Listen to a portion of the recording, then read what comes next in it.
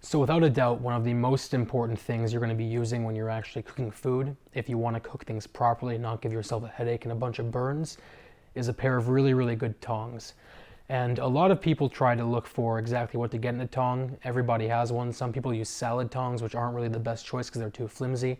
Some people use straight metal tongs, which I used to do for a long time. But then I started thinking and I realized that because I'm using metal tongs, I was scratching my non-stick surfaces, I was scratching my enameled cast iron surfaces, I was pretty much just scraping into my stainless steel pans. Not a really good mix, especially when you're making food.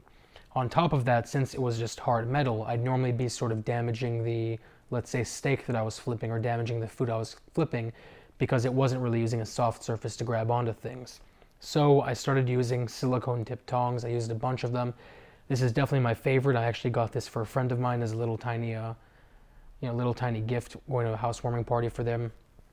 And pretty much the reason I like this so much is because unlike a lot of other stainless steel tongs that have little inserts over the top, these are actually built in to the tip, which means they're not going to slide off. A lot of the other guys, they just sort of slip things onto their normal stainless steel tongs and they sell them for more.